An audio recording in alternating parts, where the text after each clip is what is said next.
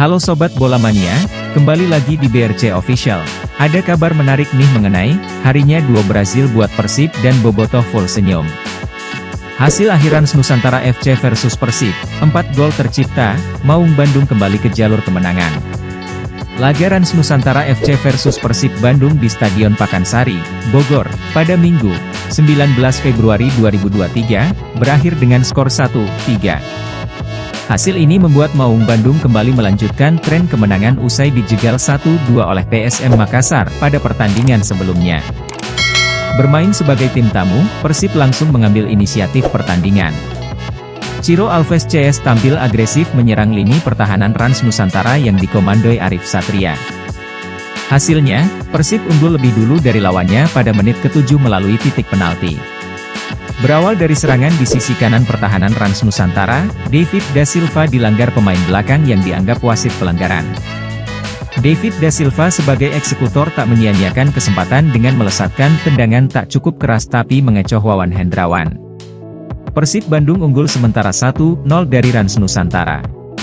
Tertinggal 1 gol, Rans Nusantara mencoba bangkit menyamakan kedudukan. Pada menit ke-15, mereka mendapat peluang lewat Makan Konate. Berawal dari umpan silang Edo Febriansyah, Konate muncul dari belakang melakukan tendangan voli keras, tetapi masih melebar di sisi kiri Teja Paku Alam. Persib Bandung berhasil menggandakan keunggulan oleh Ciro Alves melalui skema set piece brilian pada menit ke-35. Berawal dari tendangan bebas, Beckham Putra memberikan operan pendek kepada Mark Klok lalu diteruskan operan pendek yang disambut Ciro Alves dengan tendangan keras ke pojok kanan atas gawang yang dijaga Wawan Hendrawan. Babak pertama usai dengan skor 2-0 untuk keunggulan Persib Bandung yang dicetak David Da Silva dan Ciro Alves. Pada babak kedua, Persib kembali menambah keunggulan menjadi 3-0 pada menit ke-53 lewat gol bunuh diri.